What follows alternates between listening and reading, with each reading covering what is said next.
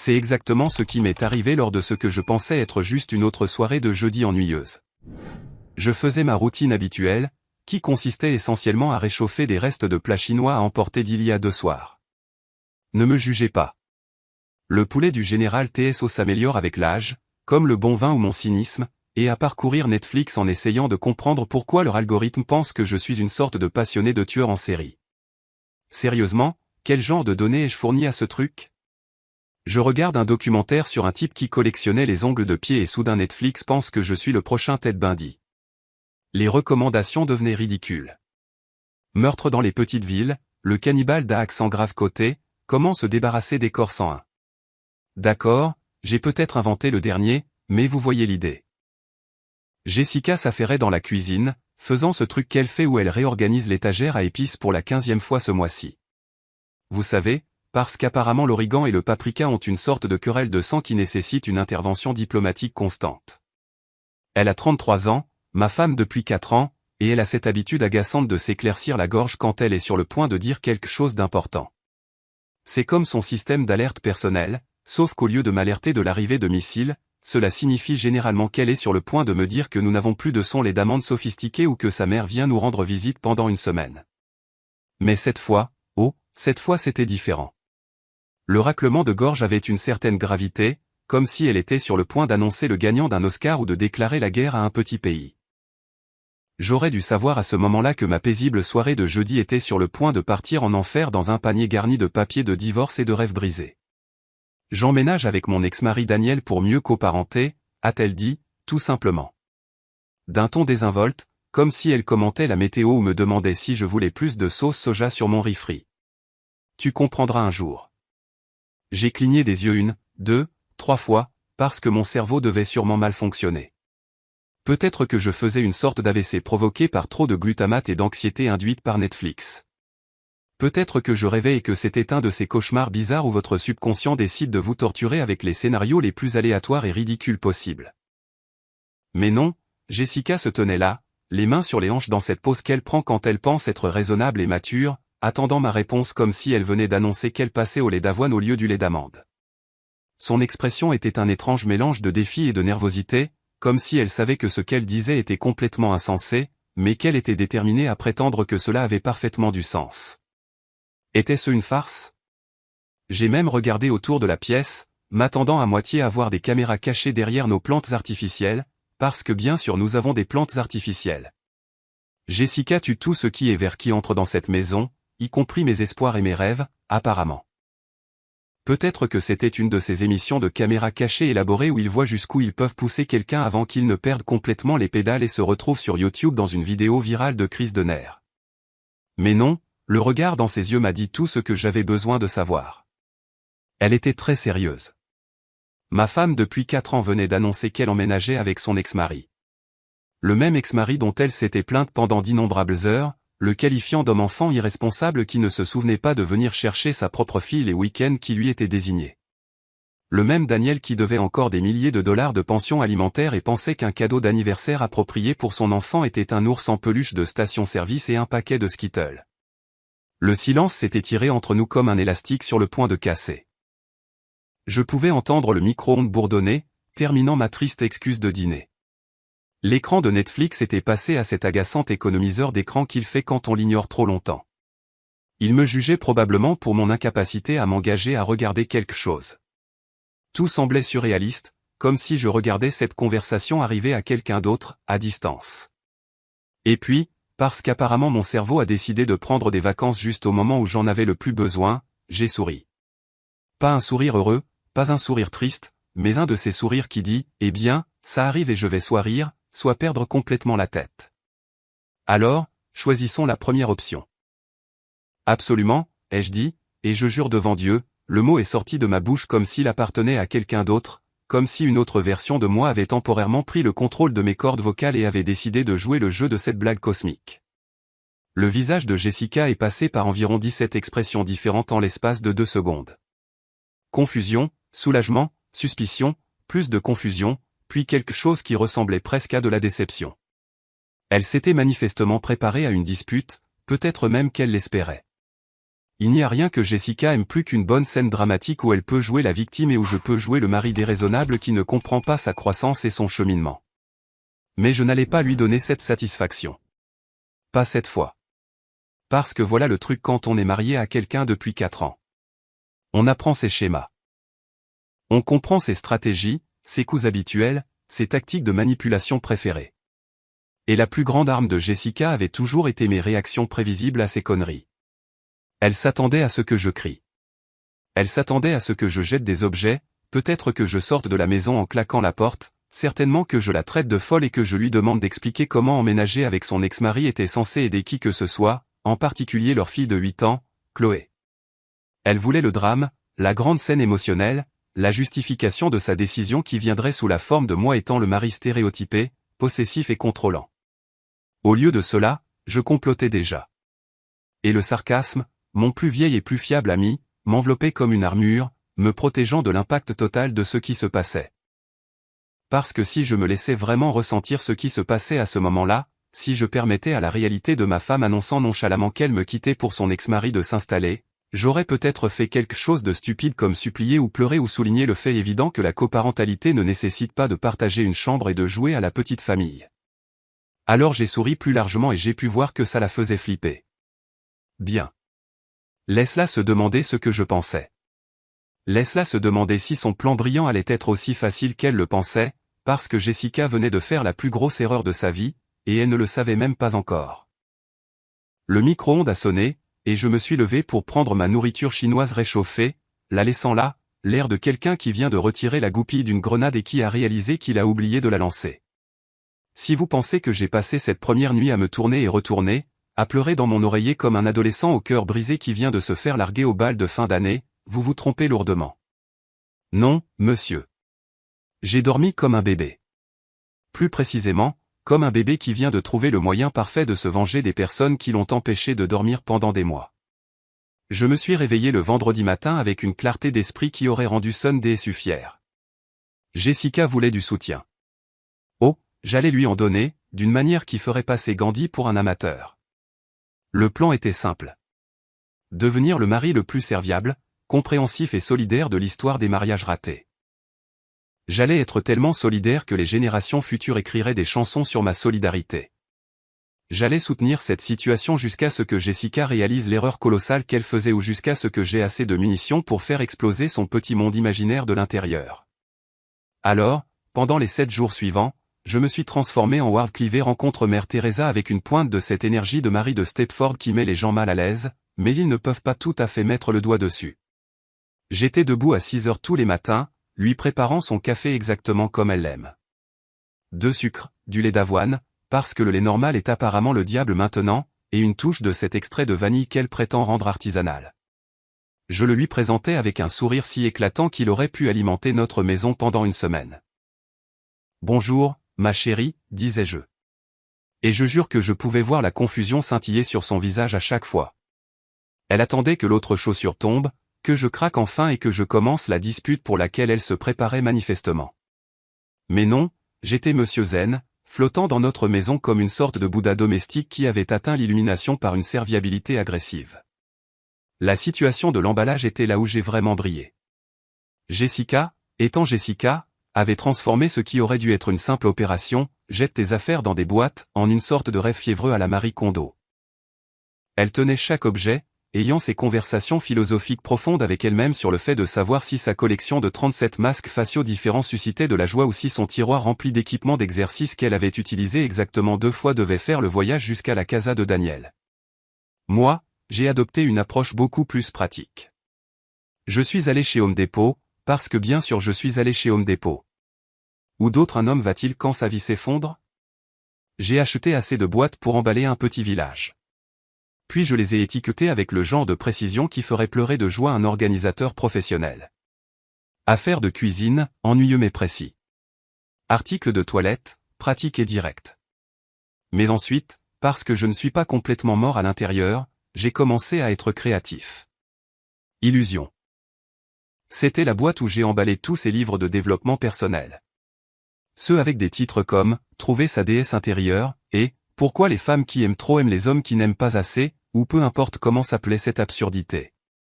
23 livres sur la découverte de soi, et elle a quand même réussi à se perdre de la pire des manières. L'ironie était si épaisse qu'on aurait pu la couper au couteau. Mauvaise décision. C'était une boîte plus grande remplie de toutes les preuves de ses choix de vie douteux. Les pantalons de yoga chers qu'elle avait achetés pour ce cours de yoga chaud auquel elle avait assisté exactement 3 fois avant de décider que l'instructeur était trop agressif. Le presse-agrumes qui coûtait plus cher que le paiement de ma voiture et qui avait été utilisé pour faire exactement un smoothie avant d'être relégué à prendre de la place sur le comptoir. La collection de cristaux qu'elle avait achetés pendant sa brève phase d'éveil spirituel où elle était convaincue que l'améthyste pouvait tout guérir, des maux de tête à nos problèmes de mariage. Et mon préféré, regret futur. C'est là que j'ai emballé toutes les photos de nous ensemble, celles qu'elle voudrait probablement récupérer un jour quand elle réalisera qu'emménager avec un fainéant au chômage qui doit plus de pension alimentaire que certaines personnes ne gagnent en un an n'était pas exactement la fin de conte de fées qu'elle avait imaginé. Photos de mariage, photos de vacances, ce ridicule portrait de couple que nous avions pris chez Sears. Oui, Sears. Parce qu'apparemment, j'ai 80 ans. Où nous avions tous les deux l'air constipés mais heureux. Le plus beau, c'est que Jessica n'a remarqué aucune de mes étiquettes créatives. Elle était trop occupée à voltiger dans la maison, ivre de l'adrénaline de sa décision courageuse, pour prêter attention au fait que son mari fournissait essentiellement un commentaire courant sur leur relation à travers les étiquettes des boîtes. Elle passait devant, mauvaise décision, sans même sourciller. C'était comme vivre avec quelqu'un qui avait développé une vision sélective qui ne fonctionnait que lorsqu'il s'agissait de voir ce qu'elle voulait voir. Mais le vrai chef-d'œuvre est venu lorsque j'emballais son placard. Caché derrière une pile de pulls qu'elle n'avait jamais portés parce qu'apparemment elle les avait achetés pour la personne qu'elle voulait être, pas la personne qu'elle était réellement, j'ai trouvé un dossier Manille étiqueté, document juridique, de son écriture. Maintenant, n'importe quelle personne normale l'aurait simplement emballé sans regarder, parce que qui fouille dans les papiers privés de son conjoint, n'est-ce pas? Mais je ne suis pas une personne normale. Je suis un gars dont la femme vient d'annoncer qu'elle emménage avec son ex-mari. Donc, ma définition des limites appropriées avait pris de petites vacances. À l'intérieur de ce dossier se trouvait un trésor d'informations qui a fait ma semaine. Accord de garde, documents de pension alimentaire, dossier financier, tout ce qui peignait une image très différente de Saint-Daniel que celle que Jessica vendait. Apparemment, notre garçon Danny devait 19 200 $ de pension alimentaire, avait violé son accord de garde plus de fois que je ne pouvais compter, et avait un score de crédit qui ferait pleurer de joie un avocat spécialisé en faillite. Mais la vraie mine d'or était les captures d'écran de textos que Jessica avait apparemment gardées comme une sorte de police d'assurance. Des messages entre elle et Daniel remontant à des mois, parlant de leur plan pour se remettre ensemble. Des messages où ils discutaient de moi comme si j'étais une ressource financière plutôt que, vous savez, un être humain avec des sentiments. Mon préféré était le commentaire de Daniel sur le fait que j'étais, utile, comme un distributeur automatique ambulant, suivi de la réponse émoji riant aux larmes de Jessica. Ouais, celui-là a un peu piqué. D'accord, il a beaucoup piqué. Mais il a aussi cristallisé quelque chose pour moi. Il ne s'agissait pas de coparentalité. Il ne s'agissait pas de ce qui était le mieux pour la petite Chloé. Il s'agissait de Jessica voulant le beurre et l'argent du beurre, me gardant comme le filet de sécurité stable et financièrement responsable pendant qu'elle jouait à la petite famille avec son ex-mari et se convainquait qu'elle le faisait, pour les enfants. J'ai fait des copies de tout, chaque document, chaque capture d'écran, chaque preuve qui montrait exactement à quel genre de personne j'avais affaire. Puis j'ai remis les originaux exactement là où je les avais trouvés, parce que je ne suis pas un monstre. Je suis juste un gars qui croit en la préparation. Le reste de la semaine s'est poursuivi dans la même veine. J'ai plié ces pantalons de yoga avec le genre de précision qui rendrait jaloux un employé de magasin, pliant chaque paire comme si je passais une audition pour un emploi chez Gap. J'ai organisé sa collection de maquillage par couleur et fréquence d'utilisation. Spoiler, la plupart tombaient dans la catégorie « acheté lors d'une vente chez Sephora et utilisé une fois ». J'ai même nettoyé sa voiture, aspirant les sièges et organisant sa boîte à gants parce qu'apparemment, j'avais décidé que si j'allais être solidaire, j'allais être agressivement, massivement solidaire. Et pendant tout ce temps, Jessica devenait de plus en plus émotive. Pas triste, mais confuse, comme si elle ne pouvait pas comprendre pourquoi son grand geste dramatique ne produisait pas la réaction qu'elle attendait. Mercredi, elle pleurait vraiment, debout dans notre cuisine, entourée de boîtes soigneusement étiquetées, me regardant comme si j'étais une sorte de saint. C'est pour ça que tu es le meilleur, sanglotait-elle, serrant un mouchoir comme une bouée de sauvetage. Tu es si mature à ce sujet. Si compréhensif. Je savais que tu verrais que c'est ce qu'il y a de mieux pour tout le monde.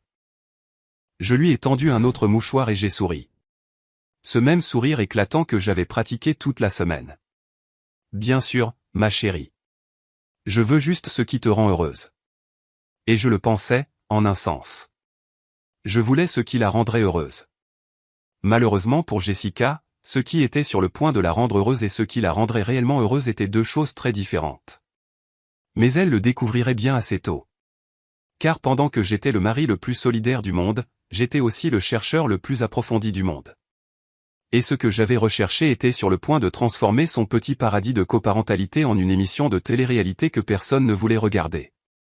Le samedi matin est arrivé comme la finale d'une émission de télé-réalité vraiment tordue. Sauf qu'au lieu que quelqu'un gagne $1 million, ma femme était sur le point d'emménager avec son ex-mari fainéant.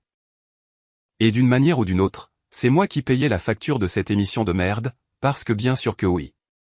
Quand vous êtes le distributeur automatique ambulant de la relation, vous avez le privilège de payer pour votre propre humiliation. C'est comme acheter des billets pour regarder votre maison brûler, sauf que les pompiers vous facturent des heures supplémentaires. Je me suis réveillé à 5h30, ce qui est environ 4 heures plus tôt que je ne me lève jamais le week-end. Mais aujourd'hui, il ne s'agissait pas de mon sommeil de beauté. Aujourd'hui, il s'agissait de s'assurer que toute cette opération se déroule sans accroc. Parce que rien ne dit, mari solidaire, comme louer le camion de déménagement avec sa propre carte de crédit pour aider sa femme à s'installer avec un autre homme. L'ironie était si épaisse que j'aurais pu l'étaler sur du pain grillé. L'agence UOL était l'un de ces établissements de centre commercial déprimants qui ont l'air d'avoir été construits pendant l'administration Carter et n'ont pas été mis à jour depuis. Vous voyez le genre. Des néons clignotants, un comptoir qui a vu plus de divorces et de crises de vie qu'un juge des affaires familiales, et cette odeur spéciale de désespoir qui imprègne chaque surface. Le gars derrière le comptoir avait l'air de préférer être littéralement n'importe où ailleurs, ce qui nous faisait deux. Un 26 pieds, a-t-il demandé, sans lever les yeux de son écran d'ordinateur qui fonctionnait apparemment sous Windows 95. Oui, ça devrait le faire, ai-je dit, en faisant glisser ma carte de crédit sur le comptoir. J'emménage ma femme avec son ex-mari. Vous savez comment c'est. Ça a attiré son attention. Il m'a regardé comme si je venais de lui dire que je prévoyais de jongler avec des tronçonneuses enflammées en faisant du monocycle. Pardon ? Coparentalité, ai-je expliqué avec le genre de sourire qui lui a probablement fait se demander s'il devait appeler quelqu'un. C'est très moderne, très progressiste. Je suis juste le mari solidaire qui aide à faciliter cette belle réunion. Il m'a fixé pendant 10 bonnes secondes avant de décider que quoi qu'il se passe ici, c'était bien au-dessus de son salaire. Homme intelligent. Il a traité ma location, m'a tendu les clés et m'a souhaité bonne chance d'un ton habituellement réservé au diagnostic de cancer en phase terminale. Le camion était à peu près aussi fiable que mon mariage s'était avéré l'être, mais il a démarré au 3e essai et n'a fait ce bruit de grincement inquiétant que lorsque j'ai passé la marche arrière. Donc, nous étions prêts. Je l'ai ramené à notre maison, ma maison, où Jessica avait ce qui semblait être une dépression nerveuse à grande échelle déguisée en emballage organisé. Elle était debout depuis l'aube, courant partout comme un écureuil caféiné, vérifiant les boîtes et faisant des listes sur des choses qu'elle aurait pu oublier de mettre sur d'autres listes. Ses cheveux faisaient ce truc qu'ils font quand elle est stressée, se dressant à des angles bizarres comme si elle avait été électrocutée. Et elle portait ce vieux pyjama avec le trou au genou qu'elle prétend être confortable, mais qui lui donne surtout l'air d'avoir abandonné la vie. « As-tu pris le grand camion ?» a-t-elle demandé, sans même lever les yeux de la crise organisationnelle qui la consumait. Parce que je pense qu'on pourrait avoir besoin du grand camion. Il y a plus de choses que je ne le pensais. Je ne savais pas que j'avais autant de choses. Penses-tu que tout rentrera? Et si ça ne rentre pas? Ça rentrera, ai-je dit. Parce qu'apparemment, j'avais été promu de mari à coordinateur logistique du jour au lendemain. Et si ça ne rentre pas, nous ferons 2 voyages, parce que je suis serviable comme ça. Le sarcasme lui a complètement échappé, ce qui n'était pas surprenant. Jessica avait la capacité unique d'entendre exactement ce qu'elle voulait entendre et de filtrer tout ce qui ne correspondait pas à son récit actuel. C'était comme si elle avait une ouïe sélective, sauf qu'au lieu de manquer les hautes fréquences, elle manquait la réalité.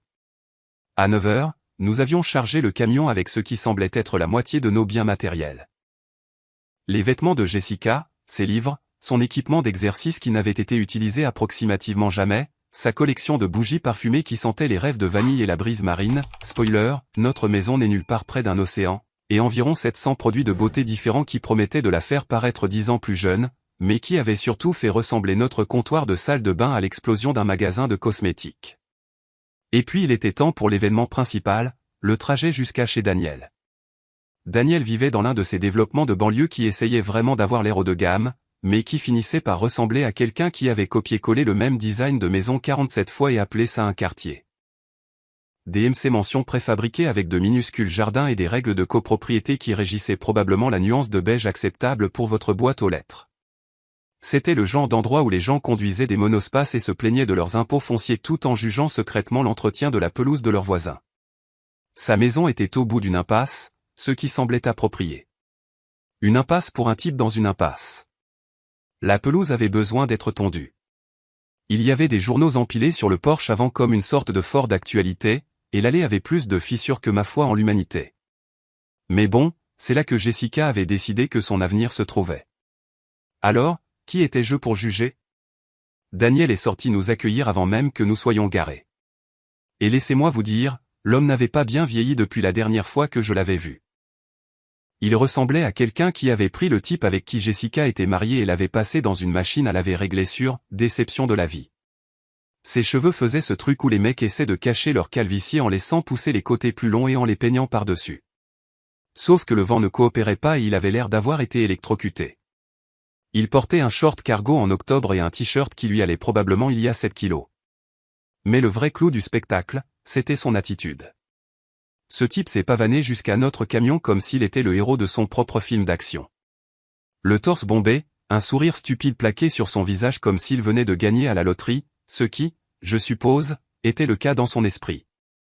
Il récupérait son ex-femme, une babysitter intégrée pour son enfant, et un autre pigeon payait le camion de déménagement. De son point de vue, c'était probablement le meilleur jour de sa vie pathétique. Eh bien, a-t-il dit, et je jure devant Dieu, il s'est frotté les mains comme une sorte de méchant de dessin animé. Regardez ce que le chat a ramené. Je suis sorti du camion et j'ai tendu la main comme l'adulte mature et raisonnable que je prétendais être. Daniel, content de te revoir. Il m'a serré la main avec une de ces poignées agressives que les hommes peu sur deux utilisent pour essayer de prouver quelque chose. Vous savez, le genre. Serrer un peu trop fort, tenir un peu trop longtemps, établir un contact visuel comme si vous essayiez de regarder dans l'âme de quelqu'un. C'était comme se faire malmener par un vendeur de voitures d'occasion avec des problèmes de père. Il faut un vrai homme pour faire passer l'enfant en premier, a-t-il dit, et la suffisance dans sa voix était si épaisse que j'aurais pu la mettre en bouteille et la vendre comme supplément de confiance. Tout le monde ne serait pas assez mature pour gérer cette situation. Oh, je suis d'accord, ai-je répondu, en gardant ce même sourire agréable que j'avais pratiqué toute la semaine. Les enfants devraient toujours passer en premier. Tout est pour les enfants, n'est-ce pas? Il a hoché la tête avec enthousiasme, manquant complètement le fait que je superposais le sarcasme si épais qu'il dégoulinait pratiquement sur son allée fissurée. C'était un homme qui devait près de 20 000 $ de pension alimentaire, me parlant de faire passer les enfants en premier. C'était comme recevoir une leçon de sobriété d'un conducteur ivre, sauf que c'était encore plus ridicule. Jessica est sortie du siège passager, vibrant pratiquement d'une excitation nerveuse. Elle avait l'air sur le point de vomir ou de se mettre à danser, peut-être les deux simultanément. Ses joues étaient rouges, ses yeux brillants, et elle avait cette énergie maniaque que les gens ont quand ils sont sur le point de faire quelque chose de vraiment stupide ou de vraiment génial, et qu'ils ne peuvent pas faire la différence. N'est-ce pas parfait, a-t-elle lancé, regardant alternativement Daniel et moi comme si elle s'attendait à ce que nous commencions à chanter des airs de comédie musicale ensemble. Tout le monde s'entend bien, tout le monde est si mature à ce sujet. C'est exactement comme ça que la coparentalité devrait fonctionner. Daniel a hoché la tête sagement, comme s'il était une sorte d'expert en relations fonctionnelles, malgré le fait que son précédent mariage s'était terminé de manière spectaculaire et qu'il vivait actuellement dans une maison qui avait l'air de ne pas avoir été nettoyée correctement depuis l'administration Clinton. Exactement. C'est ce que font les vrais adultes. Je les ai regardés se féliciter de leur maturité et de leur pensée progressiste et j'ai senti quelque chose changer en moi. Pas de la colère exactement, même pas de la peine vraiment, plutôt de la clarté. Ces deux idiots pensaient vraiment qu'ils étaient les gentils de cette histoire. Ils s'étaient convaincus que cette mascarade élaborée était en quelque sorte noble, qu'ils mettaient de côté leurs propres désirs égoïstes pour le bien commun. Ils n'avaient aucune idée de ce qui allait arriver. Eh bien, ai-je dit, en tapant dans mes mains comme un moniteur de camp essayant de rallier les troupes. On devrait peut-être décharger ces affaires? J'ai des projets pour plus tard. Et j'avais des projets. De grands projets. Des projets qui impliquaient leur boîte aux lettres et des documents très intéressants que j'avais passé la matinée à copier et à organiser. Des projets qui allaient transformer leur petit paradis de coparentalité en un cirque à 3 pistes avec des clowns supplémentaires. Mais d'abord, j'allais être l'assistant de déménagement le plus serviable qu'ils aient jamais vu. Parce que parfois, la meilleure vengeance est de donner aux gens exactement ce qu'ils pensent vouloir, puis de s'asseoir et de les regarder s'étouffer avec. Après 3 heures à jouer l'assistant de déménagement le plus serviable du monde, à porter des boîtes étiquetées, mauvaise décision, et, regrets futurs, tandis que Daniel se tenait là à pointer des choses comme s'il dirigeait la circulation à l'intersection la plus lente du monde, il était enfin temps pour le grand final, la pièce de résistance, le moment que je planifiais depuis que j'avais découvert ce petit trésor dans le placard de Jessica. Le déchargement avait été une masterclass de théâtre passif-agressif. Daniel n'arrêtait pas de faire des commentaires sur la façon dont les vrais hommes gèrent les affaires, tout en ne faisant absolument aucun travail réel, et Jessica voltigeait, arrangeant ses bougies parfumées comme si elle était Martha Stewart se préparant pour une séance photo de magazine au lieu d'une femme qui venait de faire exploser son mariage pour jouer à la petite famille avec un fainéant. Pendant ce temps, je portais boîte après boîte, souriant comme un golden retriever lobotomisé, les laissant penser qu'ils étaient les plus intelligents de cette équation. Vous savez quoi? Ai-je annoncé alors que nous finissions de fourrer le dernier équipement de yoga de Jessica dans le salon déjà encombré de Daniel. Je pense que je vais y aller. Je vous laisse vous installer dans votre nouvel arrangement. Jessica s'est précipitée et m'a jeté les bras autour du cou dans une de ces étreintes qui sont censées être émotionnelles, mais qui sont surtout gênantes, comme serrer son cousin dans ses bras à des funérailles. Ses yeux étaient embués et elle avait ce regard que les femmes ont quand elles pensent être profondes. Merci beaucoup pour ça, a-t-elle murmuré contre mon épaule. D'être si compréhensif, si solidaire. C'est exactement pourquoi tu es un homme si bon. Je lui ai tapoté le dos comme si je faisais rôter un bébé. Je veux juste ce qu'il y a de mieux pour tout le monde, ma chérie. Surtout la petite Chloé. Daniel, pour ne pas être en reste dans le département de la fausse sincérité, s'est approché et a de nouveau tendu la main. Cette fois, sa poignée était moins agressive et plus reconnaissante. Comme s'il croyait vraiment que j'étais une sorte de saint qui bénissait leur union par mon noble sacrifice. Sérieusement, mec, a-t-il dit. Et je jure que sa voix a craqué un peu. Ça signifie tout. Tu montres un vrai caractère ici. Une vraie classe. Je lui ai serré la main et je l'ai regardé droit dans les yeux. N'en parle pas, Daniel. Vraiment, n'en parle à personne. Ils ont tous les deux souri à ce qu'ils pensaient être de ma part de l'humilité. Si seulement ils savaient. Je suis remonté dans le yawl, mon yawl, loué avec ma carte de crédit pour faciliter ma propre humiliation, et je suis parti dans le coucher de soleil de la banlieue, en leur faisant signe au revoir comme une sorte de chauffeur dément. Dans mon rétroviseur, je pouvais les voir debout dans l'allée, le bras de Daniel autour de la taille de Jessica. Tous deux me regardant partir avec ces sourires satisfaits comme s'ils venaient de réussir le casse du siècle. Mais je ne rentrais pas chez moi. Oh non, j'avais un autre arrêt à faire. J'ai conduit exactement à 3 pâtés de maison et je me suis garé derrière un Starbucks où j'ai passé les 20 minutes suivantes à organiser mes matériaux comme une sorte d'espion de banlieue se préparant à une opération secrète. J'ai tout mis dans une enveloppe manie que j'avais étiquetée, correspondance importante, de ma plus belle écriture, car si vous allez détruire la vie de quelqu'un, autant être organisé. D'abord, une copie de l'accord de garde original de Daniel, que j'avais trouvé mélangé aux documents juridiques de Jessica. C'était une belle pièce de travail qui stipulait clairement en jargon juridique qu'aucune des parties n'était autorisée à avoir des partenaires romantiques vivant à la maison pendant les périodes de garde. Apparemment, c'était quelque chose pour lequel Jessica s'était battue pendant leur divorce, à l'époque où elle était l'épouse bafouée qui ne voulait pas que sa fille soit exposée au défilé de petites amies de Daniel. L'ironie était si parfaite qu'elle s'est pratiquement emballée toute seule. Ensuite, les relevés de pension alimentaire, imprimés directement de la base de données de l'État que tout citoyen concerné peut consulter s'il sait où chercher. 19 200 $ de pension alimentaire impayée au cours des 3 dernières années. Ce n'est pas de l'argent, j'ai oublié d'envoyer un chèque. C'est de l'argent, je suis un fainéant qui a esquivé mes responsabilités tout en achetant de la bière artisanale et des bandes dessinées vintage. Chaque paiement manqué était documenté avec des dates, des montants et des frais de retard qui s'étaient accumulés comme les intérêts sur la dette d'un usurier. Mais le vrai chef-d'œuvre était la collection de captures d'écran que j'avais, empruntée, au téléphone de Jessica pendant qu'elle était sous la douche ce matin-là. Elle l'avait laissé charger sur le comptoir de la cuisine. Et comme j'avais encore son mot de passe, parce qu'apparemment elle me faisait confiance, la pauvre idiote, j'avais pris la liberté de copier quelques conversations textuelles particulièrement intéressantes sur mon propre téléphone. Les messages entre elle et Daniel, remontant à des mois, planifiant leur petite réunion pendant que j'étais au travail, gagnant l'argent qui maintenait notre ménage à flot. Mon préféré datait de 6 semaines. Une fois que nous vivrons de nouveau ensemble, nous n'aurons plus besoin de son argent, avait écrit Daniel. Je trouverai un meilleur travail. Tu pourras travailler à temps partiel et nous pourrons redevenir une vraie famille. La réponse de Jessica. Et lui? Il a été bon pour nous. Daniel, il est utile, comme un distributeur automatique ambulant. Mais Chloé a besoin de son vrai père, pas d'un remplaçant qui pense que jeter de l'argent partout le rend important. Et puis Jessica, ma femme aimante depuis 4 ans, avait répondu avec un emoji qui pleure de rire et les mots « Tu es terrible ». Mais tu as raison. Il s'en sortira. Il a son travail ennuyeux et sa vie ennuyeuse. Nous lui donnons la chance de trouver quelqu'un qui l'apprécie vraiment. Ouais, celui-là avait piqué quand je l'ai lu pour la première fois. Mais maintenant, assis dans mon camion avec du matériel de vengeance étalé sur le siège passager comme un système de classement vindicatif, cela ne faisait que me rendre plus déterminé à leur donner exactement ce qu'ils méritaient.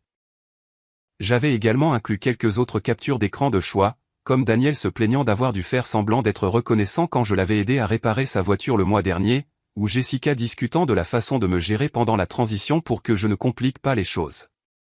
Ces gens jouaient aux échecs pendant que je jouais aux dames. Sauf qu'il s'est avéré que j'avais en fait joué aux échecs en 3 dimensions, et qu'ils essayaient toujours de comprendre quel bout des pièces allait vers le haut. Mais le joyau de la couronne, la chose qui m'a fait éclater de rire dans mon camion comme une sorte de maniaque, c'était la note que j'avais écrite sur un post-it jaune vif de ma plus belle écriture de citoyen concerné. Daniel, je pensais que tu devrais voir ce que Jessica a dit à propos de ta calvitie. Regarde la page 3. Un ami qui te veut du bien. Il n'y avait pas de page 3. Je m'en étais assuré. Mais il y allait y avoir un Daniel très paranoïaque fouillant chaque morceau de papier de cette enveloppe, se demandant ce que Jessica avait dit sur son cuir chevelu de plus en plus visible et la confrontant probablement à ce sujet. Parce que rien ne détruit la confiance dans une relation comme le soupçon que votre partenaire se moque de vos insécurités physiques dans votre dos, même quand ce n'est pas le cas. La beauté de la paranoïa, c'est qu'elle est auto-entretenue. Une fois que vous plantez cette graine de doute, elle pousse toute seule, nourrie par chaque regard de travers, chaque pause dans la conversation, chaque moment où votre partenaire semble penser à autre chose. Daniel allait se rendre fou à se demander ce qui n'était pas là. Et Jessica allait se rendre folle à essayer de le convaincre qu'elle n'avait jamais rien dit sur sa calvitie, ce qui ne ferait que le rendre plus méfiant. J'ai tout scellé dans l'enveloppe et je suis retourné dans le quartier de Daniel, me garant à 2 rues de là et marchant dans le labyrinthe de la banlieue comme si j'étais chez moi. C'était ce moment parfait de la soirée où tout le monde était à l'intérieur en train de dîner et de regarder la télévision. Les rues étaient donc vides, à l'exception d'un promeneur de chiens occasionnel ou d'un jogger prétendant aimer l'exercice. La boîte aux lettres de Daniel était l'une de ces boîtes en métal noir standard de banlieue qui venaient probablement avec la maison et n'avaient jamais été mises à jour, car pourquoi gaspiller de l'argent pour l'esthétique d'une boîte aux lettres quand on peut le dépenser en bière artisanale et en bande dessinée vintage à la place? Elle se tenait au bout de son allée comme un petit monument noir à la médiocrité, complètement inconsciente qu'elle était sur le point de devenir le point zéro d'une explosion nucléaire domestique. Je m'en suis approché, l'air de rien, comme un voisin sortant pour une promenade du soir qui se trouvait porter une enveloppe manille pleine d'informations destructrices. L'enveloppe a glissé dans la boîte aux lettres avec un petit bruit satisfaisant, s'installant à côté de ce qui ressemblait à une pile d'avis de retard et de prospectus d'épicerie. Et puis je suis parti, les mains dans les poches, sifflotant un air que je ne pouvais même pas identifier. Juste un autre papa de banlieue sortant prendre l'air par une belle soirée de samedi. Certainement pas quelqu'un qui vient d'allumer la mèche d'une bombe à retardement relationnel qui allait exploser dans environ 12 heures, quand Daniel irait chercher son journal du dimanche matin. Le retour à mon camion m'a semblé flotter. Chaque pas était plus léger que le précédent, comme si je marchais sur l'air au lieu d'un trottoir fissuré. J'avais passé une semaine à être le parfait mari solidaire, aidant ma femme à emménager avec son ex, payant pour le privilège de ma propre humiliation, et souriant à travers tout ça comme une sorte de saint. Mais maintenant, le jeu allait vraiment commencer. Et contrairement à Jessica et Daniel, qui se croyaient si malins avec leurs petits stratagèmes, je savais vraiment comment jouer. Le dimanche matin est arrivé comme Noël, Pâques et mon anniversaire, le tout réuni dans un magnifique paquet de chaos anticipé. Je me suis réveillé à 5h30 sans réveil, ce qui est pratiquement du jamais vu pour moi le week-end. Mais mon horloge interne avait apparemment été reprogrammée par la douce anticipation du drame imminent. J'ai fait du café, du vrai café avec de la vraie crème au lieu de cette absurdité de lait d'avoine à laquelle Jessica m'avait converti, et je me suis installé pour attendre que le spectacle commence. Je n'ai pas eu à attendre longtemps. À 6h17 précise, mon téléphone a sonné avec cette sonnerie spéciale que j'avais attribuée à Jessica, le son d'une alarme de voiture, ce qui semblait de plus en plus approprié compte tenu de la dynamique de notre relation. L'identifiant de l'appelant montrait son visage souriant de nos vacances à Cancun il y a 2 ans, à l'époque où elle prétendait encore être heureuse de notre vie ennuyeuse et stable. Regarder cette photo maintenant, c'était comme regarder des preuves sur une scène de crime, sauf que le crime, c'était moi qui croyais que tout cela était réel. J'ai laissé sonner 3 fois, car répondre trop vite aurait semblé suspect et je jouais toujours techniquement le rôle de l'ex-mari solidaire qui leur donnait gracieusement de l'espace pour construire leur nouvelle vie ensemble. Quand j'ai finalement décroché, je me suis assuré que ma voix avait juste la bonne dose de confusion endormie. Jessica, tout va bien? Il est assez tôt. Ce qui est sorti de ce téléphone était un son que je n'avais jamais entendu d'un être humain auparavant. C'était comme si quelqu'un avait pris une sirène de tornade, l'avait mélangée à un accident de voiture et y avait ajouté un peu d'assaisonnement de démons possédés. Elle criait, mais pas un cri normal. C'était un cri d'opéra, le genre qui vous fait vous demander si quelqu'un se fait assassiner ou s'il vient de découvrir que son billet de loterie était à un numéro près. « Que as-tu fait » a-t-elle hurlé. Et j'ai dû éloigner le téléphone de mon oreille pour protéger mon oui. « Qu'est-ce que tu as mis dans cette boîte aux lettres ?» J'ai pris une gorgée de mon café et je me suis réinstallé dans mon fauteuil préféré. Celui dont elle s'était toujours plainte qu'il était trop bosselé, mais qui me semblait soudain être le trône le plus confortable du monde. Boîte aux lettres? Quelle boîte aux lettres? Jessica, tu n'as aucun sens. Tu te sens bien? N'ose pas, a-t-elle crié, et j'ai pu entendre des choses se fracasser en arrière-plan. On aurait dit que quelqu'un jetait des meubles. Ou peut-être que Daniel faisait une sorte de dépression et s'en prenait à sa collection IKEA. N'ose pas faire semblant de ne pas savoir de quoi je parle. Chérie, tu dois te calmer et me dire ce qui ne va pas, ai-je dit en utilisant ce ton condescendant que les hommes utilisent pour rendre les femmes absolument folles. Je ne peux pas t'aider si tu n'expliques pas ce qui se passe. Il y a eu une pause remplie de ce qui ressemblait à une respiration lourde et à des cris étouffés en arrière-plan. Quand Jessica est revenue en ligne, sa voix était tombée dans ce registre calme et effrayant que les femmes utilisent juste avant de perdre complètement la tête et de commencer à lancer des couteaux de cuisine. Daniel a trouvé quelque chose dans sa boîte aux lettres ce matin, a-t-elle dit. Chaque mot dégouliné du genre de venin habituellement réservé aux criminels de guerre et aux gens qui n'utilisent pas leur clignotant. Des documents juridiques, des relevés de pensions alimentaires, des captures d'écran de nos conversations privées. Et tu veux faire semblant de ne rien savoir à ce sujet. J'ai fait un bruit de réflexion, comme si j'essayais vraiment de traiter cette information choquante. Eh bien, ça a l'air terrible. Qui ferait une chose pareille? Penses-tu que c'est quelqu'un du quartier? Peut-être quelqu'un qui n'approuve pas votre situation de vie. C'était toi. A-t-elle de nouveau explosé? Et cette fois, j'ai bien entendu quelque chose se casser en arrière-plan. Probablement la collection de trophées de participation de Daniel de ses tentatives ratées de ligue de softball pour adultes. Tu as laissé ces documents. Tu as fouillé dans mes papiers privés. Jessica, ai-je dit, laissant un peu de peine s'insinuer dans ma voix. Je suis vraiment déçu que tu m'accuses de quelque chose comme ça. Tout ce que j'ai fait hier, c'est t'aider à déménager. Tu m'as demandé de tout emballer, tu te souviens? J'étais juste minutieux. Et c'était la beauté de la chose. Je n'avais pas menti. Pas techniquement. Elle m'avait demandé de tout emballer. Elle était si concentrée sur son grand geste dramatique qu'elle avait complètement oublié que me donner un accès illimité à ses affaires personnelles n'était peut-être pas la meilleure idée quand j'étais la personne qu'elle trahissait. C'était comme donner une arme chargée à quelqu'un que vous venez de tirer, puis être surpris qu'il riposte. C'était des documents privés, a-t-elle crié. Tu n'avais pas le droit de les regarder. Oh, tu veux dire les documents qui étaient mélangés avec tes pulls, ai-je demandé innocemment. Ceux dans le dossier étiqueté documents juridiques qui se trouvaient juste là, dans ton placard. Jessica, si tu ne voulais pas que je les voie, tu n'aurais peut-être pas dû me demander d'emballer ton placard.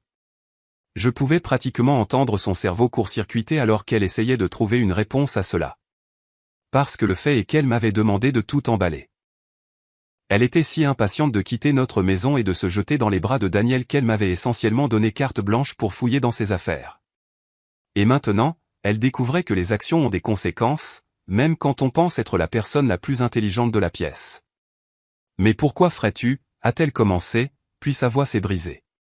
Pas de tristesse, mais de frustration, comme quelqu'un qui vient de réaliser qu'il jouait aux dames pendant que tout le monde jouait aux échecs. Pourquoi nous ferais-tu ça? Faire quoi, ai-je demandé, et j'ai laissé ma voix devenir un peu plus tranchante. Jessica, tout ce que j'ai fait, c'est emballer tes affaires et t'aider à les déménager chez Daniel. S'il y avait des documents dans ces affaires que Daniel ne connaissait pas, c'est entre vous et lui. Je ne suis pas responsable de ce que tu as caché à ton partenaire de coparentalité. Le silence qui a suivi a été si profond que j'ai vérifié pour m'assurer que l'appel n'avait pas été coupé. Quand elle a finalement reparlé, sa voix avait complètement changé. Fini les cris. Fini la rage. Ce qui restait était quelque chose de beaucoup plus dangereux. Un calcul froid. Tu as fait ça exprès, a-t-elle dit doucement. Tu as tout planifié. Le soutien, l'aide au déménagement, tout. Tu voulais que ça arrive. Et vous savez quoi? Elle avait absolument raison. Je l'avais planifié. Je voulais que ça arrive, mais je n'allais pas lui donner la satisfaction de l'admettre. Jessica, ai-je dit, laissant ma voix devenir très sérieuse et inquiète. Je pense que tu fais peut-être une sorte de dépression. D'abord, tu m'accuses de saboter ta relation. Maintenant, tu suggères que je suis une sorte de cerveau criminel. Peut-être que tu devrais parler à quelqu'un, un professionnel. Ça l'a renvoyé en orbite. N'ose pas suggérer que je suis folle. N'ose pas, j'ai raccroché, comme ça, en plein cri. Parce que parfois, la chose la plus dévastatrice que vous puissiez faire à quelqu'un qui essaie d'avoir une confrontation dramatique avec vous est de refuser de participer à son drame. Laissez-les crier à une tonalité pendant un moment et voyez à quel point c'est stimulant. Le téléphone a immédiatement recommencé à sonner, mais je l'ai juste retourné et je suis allé me faire des crêpes. De vraies crêpes, avec une préparation en boîte, pas ces disques de carton riches en protéines que Jessica m'avait convaincu être aussi bons que les vrais. J'allais manger des crêpes avec du vrai sirop et du vrai beurre. Et j'allais savourer chaque bouchée pendant que mon ex-femme faisait sa crise de nerfs dans la maison de quelqu'un d'autre. Environ 20 minutes plus tard, alors que j'étais assis à ma table de cuisine en train de manger le petit déjeuner le plus satisfaisant de ma vie d'adulte, mon téléphone a vibré avec un texto. Puis un autre, puis environ 15 de plus en succession rapide, car apparemment Jessica était passée des appels téléphoniques hurlant au texto furieux. Les messages étaient une belle progression de rage, de désespoir et de prise de conscience lente. Ils ont commencé par plus d'accusations et de menaces, sont passés par le marchandage et les supplications, et se sont terminés par ce qui semblait être Jessica comprenant enfin que son plan parfait venait d'exploser à la figure comme un cigare piégé. Mon préféré était le message numéro 12. Daniel est furieux. Il dit que l'accord de garde signifie que je ne peux pas vivre ici. Il menace d'appeler son avocat. C'est de ta faute. J'ai répondu, on dirait que vous avez des choses à régler. Bonne chance. Sa réponse est venue immédiatement. Tu ne peux pas nous faire ça. Nous avons un plan.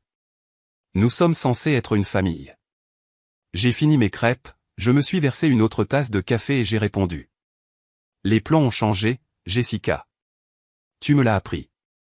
Le téléphone est resté heureusement silencieux après ça, ce qui signifiait qu'elle préparait soit mon meurtre, soit qu'elle faisait enfin face à la réalité de la situation dans laquelle elle s'était mise. Quoi qu'il en soit, ce n'était plus mon problème. Je lui avais donné exactement ce qu'elle avait demandé, de l'aide pour emménager avec Daniel.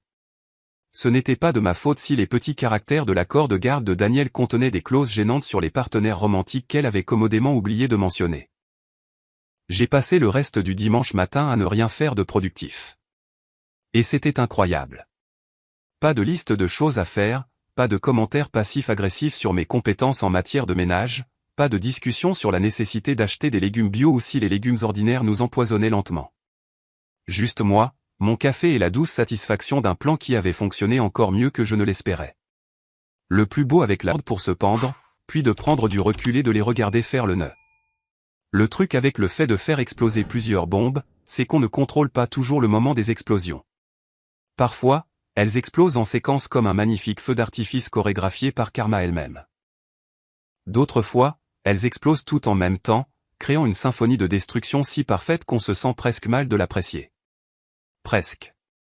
J'étais à mi-chemin de ma deuxième tasse de café quand mon téléphone a de nouveau sonné.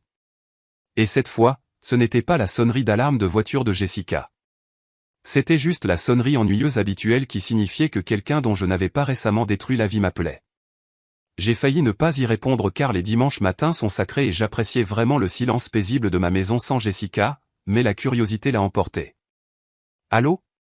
Espèce de fils de pute. La voix était masculine, tremblante et remplie de ce genre de rage qui vient de quelqu'un qui vient de découvrir que toute sa vie est bâtie sur des mensonges et des factures impayées. Il m'a fallu exactement une demi-seconde pour réaliser que Daniel avait décidé de se joindre à la conversation. Daniel, ai-je dit, en prenant ma meilleure voix de voisin inquiet. Tout va bien là-bas ? Jessica m'a appelé plus tôt et elle avait l'air assez contrariée. Sa voix s'est brisée comme celle d'un garçon de 13 ans essayant de commander une pizza par téléphone. N'ose pas faire semblant de ne pas savoir ce que tu as fait. Je me suis réinstallé dans mon fauteuil et je me suis préparé pour le deuxième round du divertissement matinal. Daniel, honnêtement, je ne sais pas de quoi tu parles. Jessica criait quelque chose à propos d'une boîte aux lettres, mais elle n'avait pas beaucoup de sens. Vous avez déjà des problèmes ? Il y a eu une pause, et j'ai pu entendre ce qui ressemblait à Daniel essayant de se ressaisir. Quand il est revenu en ligne, sa voix essayait d'être menaçante, mais ressemblait surtout à un chihuahua essayant d'intimider un berger allemand. Cet accord de garde, a-t-il dit. Celui que tu as laissé dans ma boîte aux lettres. Où l'as-tu eu ? Je suis désolé, quel accord de garde, ai-je demandé, car faire expliquer aux gens leur propre humiliation est l'un des grands plaisirs de la vie. Daniel, tu vas devoir commencer par le début ici. L'accord qui dit que je ne peux pas avoir de partenaire romantique vivant chez moi pendant les périodes de garde, a-t-il explosé ? Celui pour lequel Jessica s'est battue pendant notre divorce. Celui qui signifie qu'elle ne peut pas vivre ici. J'ai fait un bruit de réflexion. Oh, cet accord de garde. Eh bien, Daniel, je n'ai pas écrit cet accord. C'était entre toi et Jessica et vos avocats. S'il y a des termes dans votre accord de garde que vous avez oubliés, ce n'est vraiment pas de ma faute, n'est-ce pas ? Mais comment as-tu ? A-t-il commencé, puis s'est arrêté parce qu'il commençait à réaliser que me demander comment j'avais obtenu son accord de garde signifiait admettre qu'il avait été trop irresponsable pour garder une trace de ses propres documents juridiques. Un classique de Daniel. Écoute, ai-je dit, laissant un peu de fausse sympathie s'insinuer dans ma voix. Je sais que c'est probablement frustrant pour toi, mais peut-être que c'est le bon moment pour revoir toutes tes obligations légales. T'assurer que tu es à jour sur tout, que tu es un parent responsable et tout ça.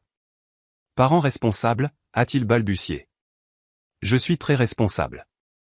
Oh, absolument, ai-je acquiescé. 19 000 $ de pension alimentaire en retard montre vraiment à quel point vous êtes responsable.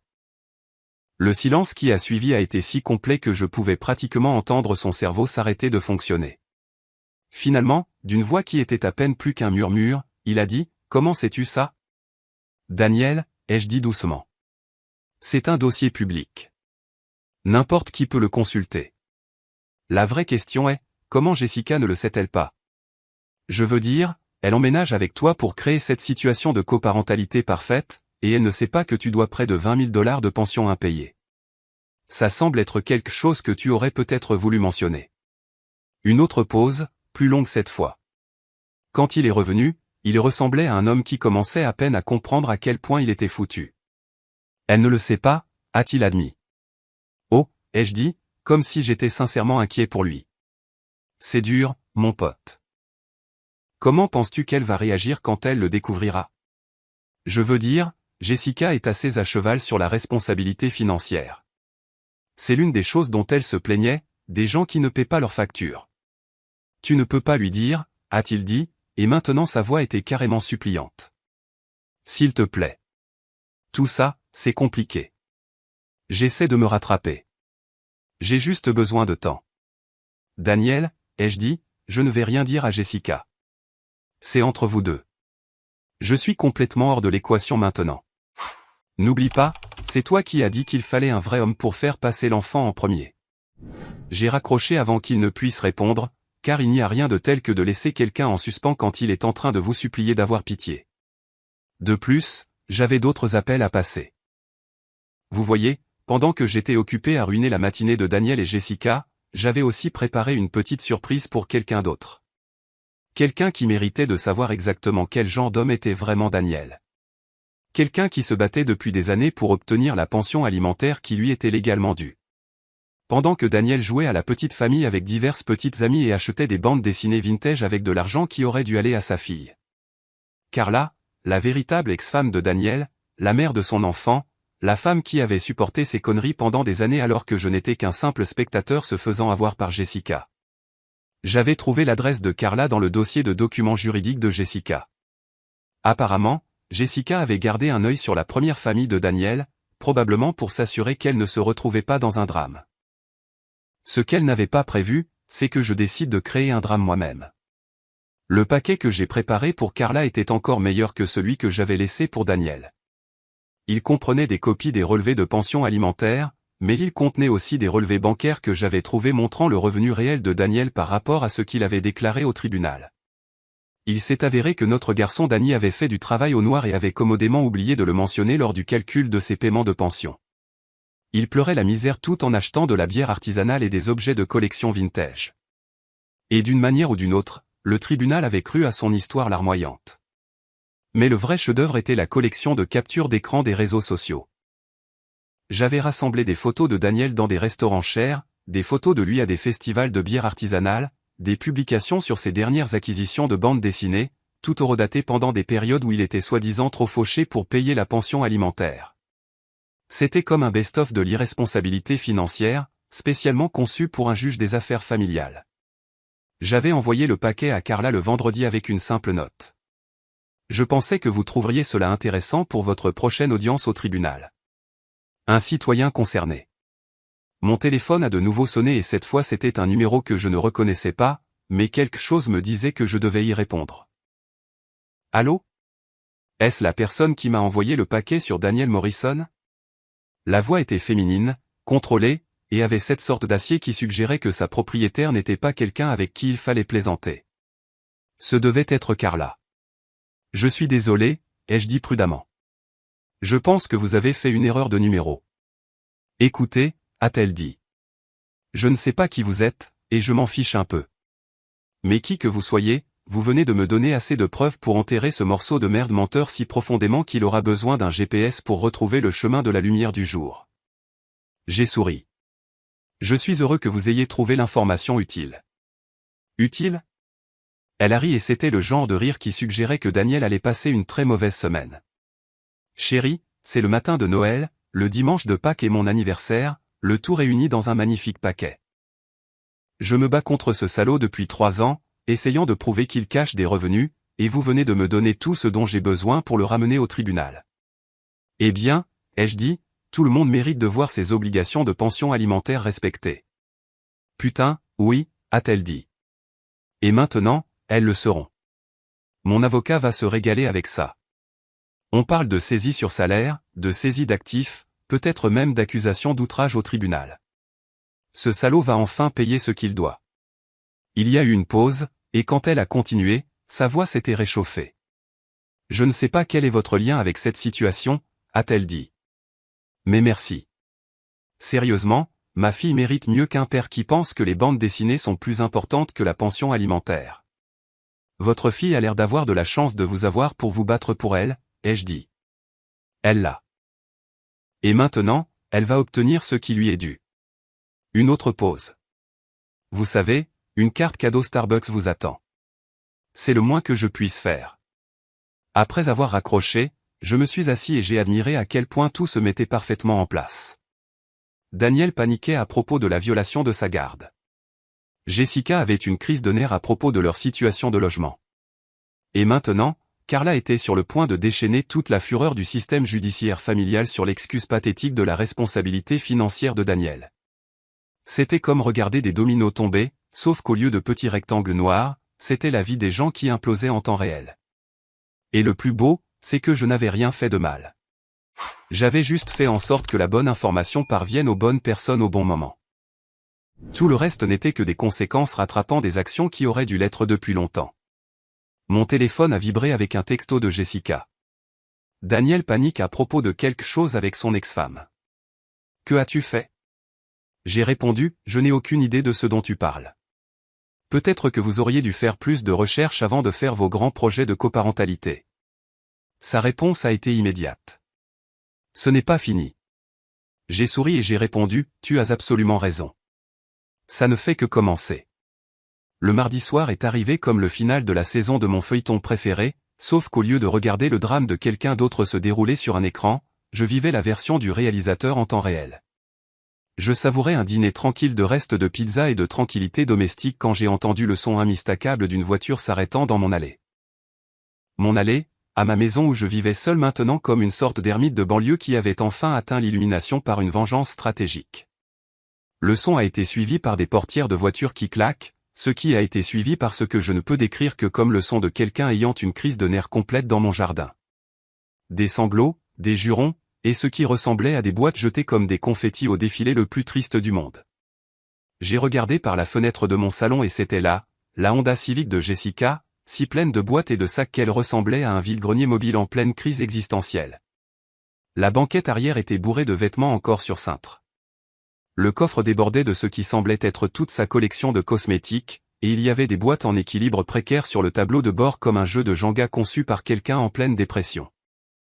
Et il y avait Jessica elle-même, debout dans mon allée, l'air d'avoir été heurtée par un camion plein de leçons de vie. Ses cheveux faisaient ce truc qu'ils font quand elle a pleuré et passé ses mains dedans, ce qui lui donnait l'air d'avoir été électrocutée par ses propres mauvaises décisions. Elle portait ce même vieux pyjama du jour du déménagement, sauf qu'il avait maintenant des taches mystérieuses auxquelles je ne voulais pas trop penser, et un t-shirt qui avait certainement connu de meilleures décennies. Mais le vrai crève-cœur était la petite Chloé, debout à côté de la voiture, tenant son éléphant en peluche et regardant autour d'elle avec ses grands yeux de 8 ans qui essayaient de comprendre pourquoi maman pleurait et pourquoi ils étaient chez moi au lieu du paradis magique de la coparentalité qu'on lui avait promis. J'ai regardé cette scène touchante se dérouler pendant 30 bonnes secondes, savourant l'ironie comme un bon vin qui aurait vieilli exactement 4 jours. Puis, parce que je ne suis pas complètement sans cœur, malgré ce que Jessica est sur le point de découvrir, j'ai ouvert la porte d'entrée et je suis sorti sur mon porche comme une sorte de dieu de banlieue contemplant son domaine. Eh bien, ai-je dit, croisant les bras et m'appuyant contre mon cadre de porte dans ce que j'espérais être une pause décontractée mais intimidante. Regardez ce que le chat a ramené.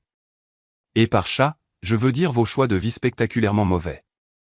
Jessica m'a regardé avec des yeux rouges et gonflés de larmes, mais aussi remplis de ce genre spécial de désespoir qui vient quand quelqu'un réalise qu'il a brûlé tous ses ponts et se tient maintenant au milieu de la rivière en se demandant comment il va atteindre la rive. S'il te plaît, a-t-elle dit, et sa voix était si petite et brisée que pendant une fraction de seconde, j'ai presque eu pitié d'elle. Presque. S'il te plaît, pouvons-nous entrer juste pour ce soir? Je n'ai nulle part où aller. Je l'ai regardé, puis la voiture qui servait apparemment d'unité de stockage mobile. Puis la petite Chloé, qui essayait de faire semblant de ne pas écouter cette conversation, mais qui était manifestement suspendue à chaque mot. Intéressant, ai-je dit, laissant le mot flotter dans l'air comme une mauvaise odeur. Qu'est-il arrivé au paradis de la coparentalité? Qu'est-il arrivé à votre belle nouvelle vie avec Daniel? Ne me dites pas que quelque chose a mal tourné avec votre plan parfait. Le visage de Jessica s'est froissé comme un sac en papier et de nouvelles larmes ont commencé à couler sur ses joues. Il m'a mise dehors, a-t-elle murmuré. Il a dit que j'étais un problème. Il a dit que j'allais ruiner son affaire de garde et qu'il ne pouvait pas se permettre de m'avoir là-bas. Ai-je dit en hochant la tête sagement, comme si je traitais cette information choquante et complètement imprévisible. Alors, laissez-moi voir si j'ai bien compris. L'homme qui doit près de 20 000 $ de pension alimentaire, qui a violé son accord de garde en ayant des partenaires romantiques chez lui, et qui a caché des revenus au système judiciaire. Cet homme a décidé que vous étiez un problème. Elle a tressailli comme si je l'avais giflé. Tu ne comprends pas. C'est compliqué. Oh, je comprends parfaitement, ai-je dit, et ma voix est devenue un peu plus tranchante. Toi et Daniel pensiez que vous pouviez jouer à la petite famille en m'utilisant comme votre distributeur automatique personnel. Vous pensiez que vous pouviez avoir le beurre et l'argent du beurre. Mais il s'avère que les actions ont des conséquences. En réalité, on se fiche de vos sentiments. Chloé regardait alternativement l'un et l'autre comme si elle regardait un match de tennis. Sauf qu'au lieu d'une balle, c'était toute sa vie qui était ballottée par des adultes qui étaient censés avoir les pieds sur terre. C'est alors que mon cœur a commencé à se fissurer un peu, car rien de tout cela n'était de sa faute. Elle n'était qu'une enfant prise au milieu des décisions monumentalement stupides de sa mère. « Écoute » a dit Jessica, et sa voix a pris ce ton suppliant que les femmes utilisent lorsqu'elles sont sur le point de demander quelque chose qu'elles savent ne pas mériter. « Je sais que tu es en colère. Je sais que tu as toutes les raisons de l'être, mais j'ai Chloé avec moi et nous n'avons nulle part où aller. Mes parents ne répondent pas à mes appels.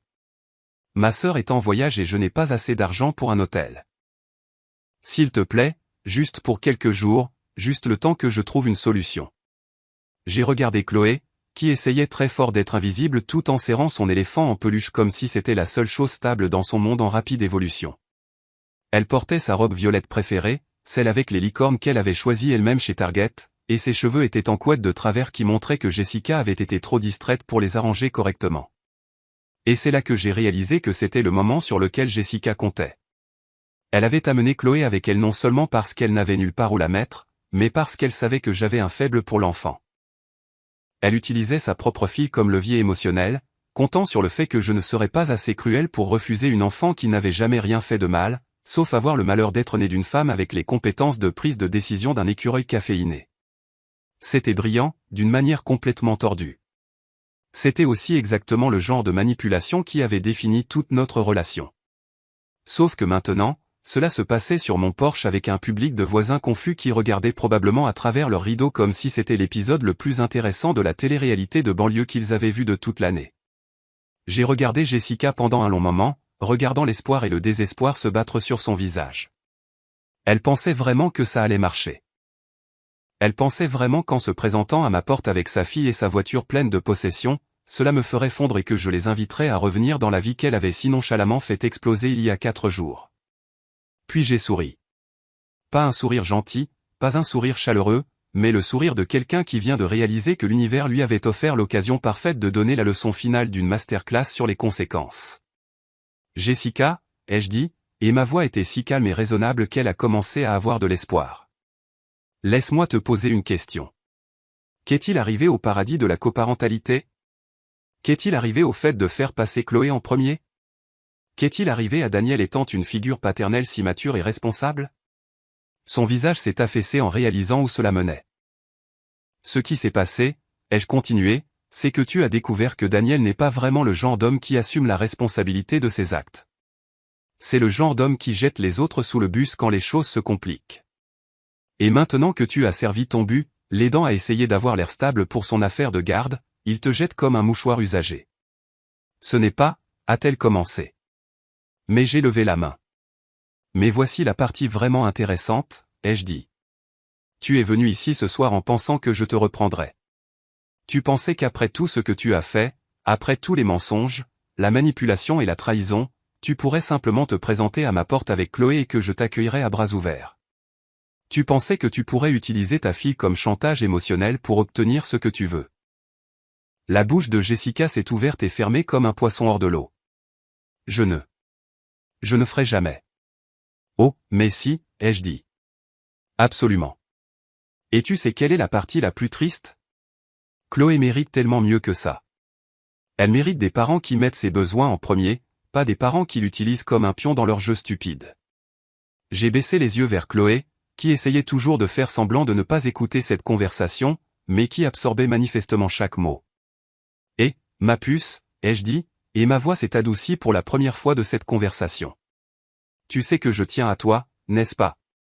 Tu sais que rien de tout ça n'est de ta faute. Elle a hoché la tête, serrant son éléphant plus fort. Bien, ai-je dit. Rappelle-toi de ça, d'accord? Quoi qu'il arrive avec les adultes, ce n'est pas de ta faute. Puis j'ai regardé à nouveau Jessica et ma voix est redevenue glaciale. Quant à toi, Jessica, voici ce qui va se passer. tu vas remonter dans ta Honda Civic et tu vas conduire jusqu'au motel 6 le plus proche, car il laisse la lumière allumée pour les personnes qui ont pris des décisions catastrophiquement mauvaises.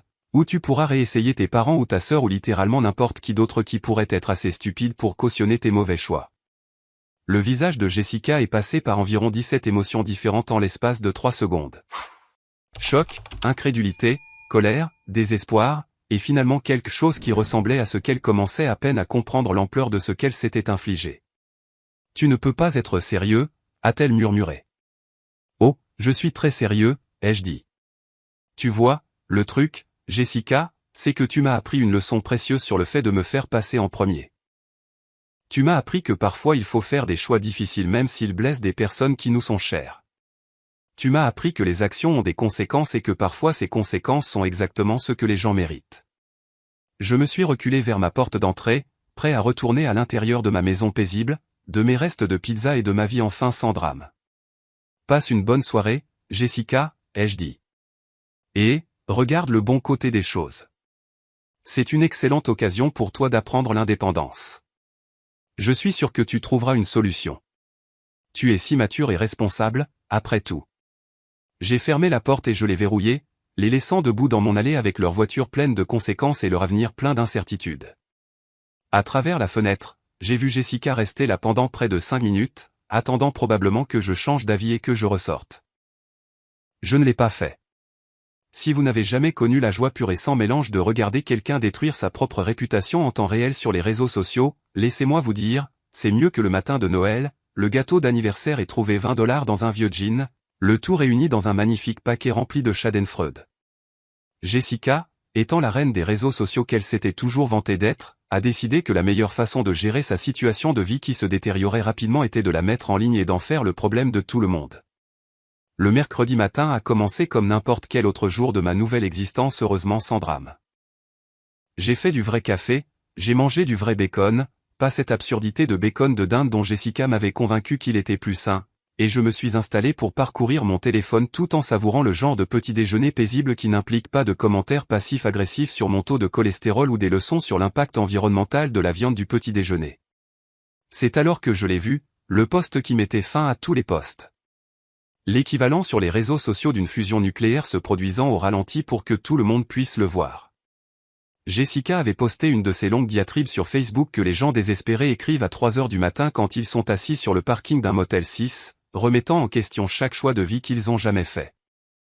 Vous voyez le genre, les posts qui commencent par « Normalement, je n'étale pas ma vie privée sur les réseaux sociaux, mais » et qui procèdent ensuite à étaler chaque détail de leur vie privée de manière atroce.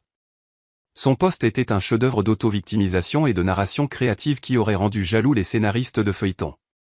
Selon la version des faits de Jessica, elle était une mère célibataire courageuse qui avait été manipulée émotionnellement et financièrement par son ex-mari contrôlant, qui punissait maintenant un enfant innocent pour des problèmes d'adultes. Elle s'est dépeinte comme une femme qui avait enfin trouvé le courage de quitter une situation abusive, pour être sabotée par un homme vindicatif qui se soucie plus de la vengeance que du bien-être d'un enfant. Le post était accompagné d'une collection de photos soigneusement sélectionnées. Elle et Chloé, l'air triste, devant le motel, une capture d'écran de son compte en banque montrant un solde pathétiquement faible, avec les informations de son compte commodément floutées. Et voici ma préférée, une photo des boîtes dans sa voiture avec la légende « Tout ce que nous possédons ». Parce que certaines personnes préfèrent voir un enfant souffrir que d'admettre qu'elles ont eu tort. C'était manipulateur. C'était malhonnête. Et c'était si parfaitement Jessica que j'ai dû applaudir son engagement à réécrire l'histoire. Selon son récit, j'étais le méchant. Daniel était complètement absent de l'histoire, ce qui était pratique, car l'inclure aurait soulevé des questions embarrassantes sur la raison pour laquelle elle m'avait quitté pour un autre homme. Et elle était la victime innocente de circonstances indépendantes de sa volonté. Les commentaires ont commencé à affluer presque immédiatement, car rien ne fait ressortir les psychologues amateurs et les experts en relations comme une bonne crise de nerfs sur les réseaux sociaux. Les amis mamans de Jessica, ses copines de yoga, ses collègues et divers autres membres de sa chambre d'écho ont tous exprimé leur soutien et leur indignation en son nom. Oh, ma chérie, tu es si courageuse de partager ça. Certains hommes ne supportent tout simplement pas les femmes fortes et indépendantes. Le karma le rattrapera. Toi et Chloé méritez tellement mieux. Quel genre de monstre fait subir ça à un enfant? Je suis resté là, lisant commentaire après commentaire de personnes qui n'avaient absolument aucune idée de ce dont elles parlaient, offrant leur soutien sur la base d'une version complètement fictive des événements. C'était comme regarder un groupe de personnes s'investir émotionnellement dans un film qu'ils pensaient être un documentaire, sauf que le film était la version soigneusement montée de la réalité par Jessica. Pendant environ 10 minutes, j'ai juste regardé le spectacle se dérouler. Les « j'aime » et les commentaires continuaient d'affluer. Jessica répondait à chacun avec une gratitude sincère et plus de détails sur sa situation, et son réseau de soutien se montait en une fureur vertueuse en son nom. Elle se constituait une petite armée de guerriers de l'Internet, tous prêts à monter au combat contre l'ex-mari maléfique qui osait avoir des limites. C'est alors que j'ai décidé qu'il était temps de fournir un peu de contexte. J'ai pris une capture d'écran de la conversation textuelle que j'avais sauvegardée du téléphone de Jessica. Vous savez, celle où elle et Daniel avaient discuté de la façon dont j'étais, utile, comme un distributeur automatique ambulant, et de la façon dont ils planifiaient leurs réunions pendant que j'étais au travail, payant pour leur vie. Je l'ai téléchargé sur un GUR, j'ai copié le lien, puis j'ai rédigé ce que je considérais être une réponse parfaitement raisonnable au message de Jessica. C'est une version intéressante des événements, Jessica, ai-je écrit. Pour ceux qui sont curieux de connaître toute l'histoire, voici ce qu'elle et Daniel ont dit à mon sujet en planifiant leur arrangement de coparentalité. Lien vers la capture d'écran. Je pensais juste que les gens devraient avoir tous les faits avant d'offrir leur soutien. Je l'ai posté, puis je me suis assis pour regarder le feu d'artifice. La réponse a été immédiate et spectaculaire. Le récit soigneusement construit de Jessica a commencé à s'effilocher plus vite qu'un pull bon marché dans une machine à laver. Les gens ont commencé à poser des questions auxquelles elle ne voulait vraiment pas répondre. Attends, tu prévoyais d'emménager avec ton ex-mari alors que tu étais encore marié. Tu as traité ton mari de distributeur automatique? C'est assez dur, Jess. Cette conversation textuelle ne te met pas en valeur. Alors, tu as quitté ton mari pour ton ex-mari et maintenant tu es surprise que ça n'ait pas marché? Jessica a essayé de limiter les dégâts, postant des réponses frénétiques sur le fait que la capture d'écran était sortie de son contexte et que j'étais un maître manipulateur qui avait manifestement trafiqué la conversation. Mais Internet, béni soit son cœur cynique, est assez doué pour sentir les conneries quand elles sont servies de manière aussi évidente. D'autres personnes ont commencé à intervenir, mais cette fois, les commentaires n'étaient pas aussi favorables. Ma fille, si c'est vrai, tu t'es fait avoir. Tu ne peux pas traiter quelqu'un de distributeur automatique et être surprise quand il arrête de te donner de l'argent. Peut-être devrais-tu te concentrer sur la remise en ordre de ta vie au lieu de blâmer tout le monde. C'est compliqué. Je reste en dehors de ça. Mon préféré venait de la propre sœur de Jessica, qui n'avait apparemment pas reçu le mémo sur la stratégie de relations publiques de la famille. Jess, peut-être que les réseaux sociaux ne sont pas le meilleur endroit pour régler tes problèmes de couple. Je dis ça comme ça. Mais Jessica, étant Jessica, ne pouvait pas laisser tomber. Au lieu de limiter les dégâts et de supprimer le message, elle a redoublé d'efforts. Elle a commencé à répondre à chaque commentaire critique avec des explications de plus en plus défensives, chacune la faisant paraître plus désespérée et moins sympathique.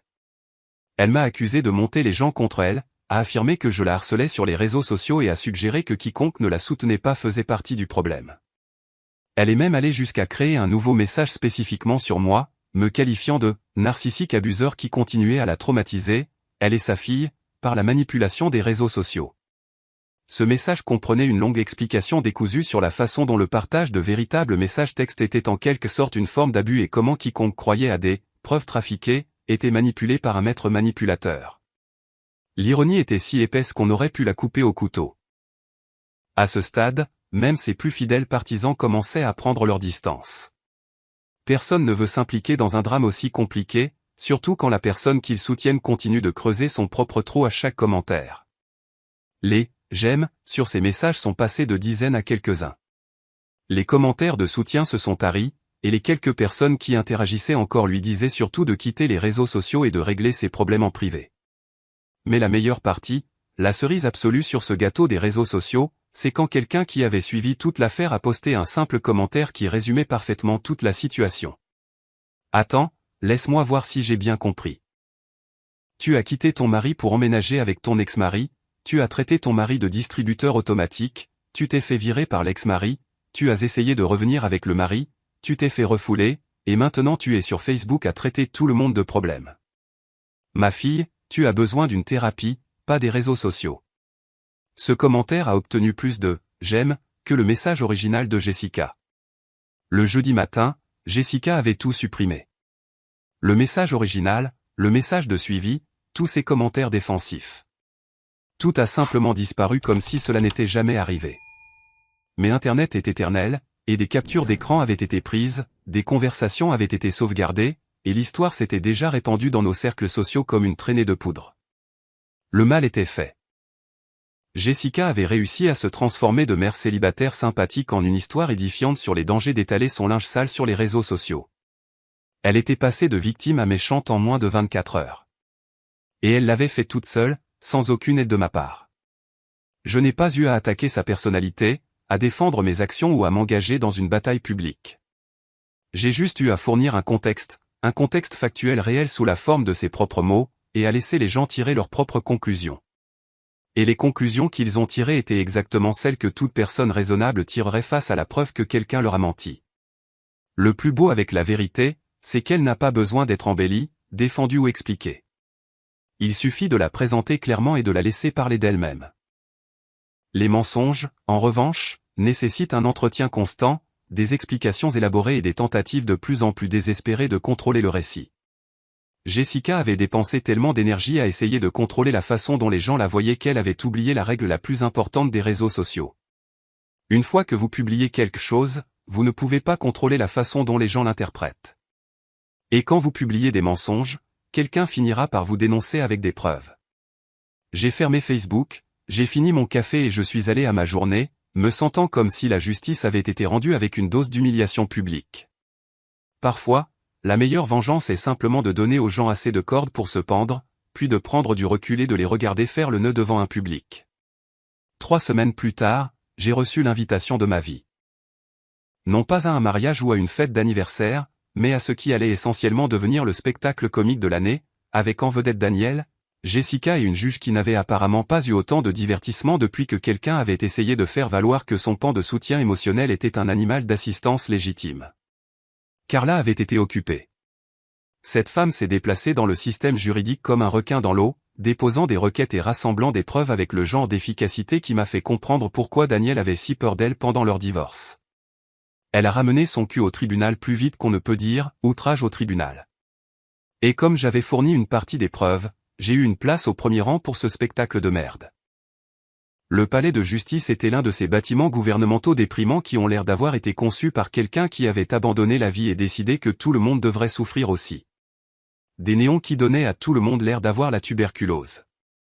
Des chaises qui avaient été spécifiquement conçues pour être inconfortables et cette odeur spéciale de désespoir et de rêve brisé qui imprègne chaque tribunal des affaires familiales en Amérique. Je suis arrivé 15 minutes en avance parce que je ne suis pas un animal, contrairement à certaines personnes qui resteront anonymes mais qui riment avec « Daniel ». Carla était déjà là avec son avocate, une femme qui avait l'air de manger des pères indignes au petit déjeuner et d'utiliser leur pension alimentaire impayée comme assaisonnement. Elles avaient des boîtes de preuves organisées avec le genre de précision qui ferait pleurer de joie un quartier-maître militaire. Daniel est arrivé en titubant 10 minutes en retard, l'air d'avoir été heurté par un camion plein de leçons de vie, puis écrasé par le même camion pour faire bonne mesure. Ses cheveux faisaient ce truc où les mecs qui deviennent chauves essaient de compenser en laissant pousser les côtés plus longs, sauf qu'il avait apparemment renoncé à les peigner entièrement. Il portait un costume qui lui allait probablement quand Obama était président, et il n'arrêtait pas de tirer sur son col comme s'il essayait de l'étrangler. Mais le vrai divertissement est venu quand Jessica s'est présentée comme témoin de moralité de Daniel. Parce qu'apparemment, quand vous essayez désespérément de prouver que vous êtes un parent responsable, la meilleure référence de moralité que vous puissiez trouver est la femme que vous avez convaincue de quitter son mari et d'emménager avec vous, qui s'est ensuite fait virer quand les choses se sont compliquées, et qui vit maintenant avec ses parents et travaille 2 emplois pour payer ses décisions catastrophiquement mauvaises. Jessica avait l'air d'avoir fait ses achats dans la section « Désespérée et essayant trop fort » de n'importe quel magasin discount qui la laisserait payer en pièces de monnaie et en regret. Elle portait une robe qui était censée lui donner un air respectable, mais qui lui donnait surtout l'air de jouer à se déguiser dans la vie de quelqu'un d'autre. Quand la juge a appelé l'affaire, l'avocat de Daniel, qui avait l'air de préférer être littéralement n'importe où ailleurs, a essayé d'expliquer pourquoi l'incapacité de son client à payer la pension alimentaire pendant 3 ans était en quelque sorte la faute de Jessica. Selon leur argument, Daniel avait été manipulé financièrement par Jessica pour croire qu'il pouvait se permettre de la laisser vivre avec lui, et sa présence dans sa maison avait créé des dépenses supplémentaires qui l'avaient empêché de respecter ses obligations de pension. La juge, une femme qui avait manifestement entendu toutes les excuses de merde du livre et n'était pas d'humeur à en entendre d'autres, a regardé Daniel comme s'il venait d'essayer d'expliquer que la gravité était facultative. M. Patterson, a-t-elle dit.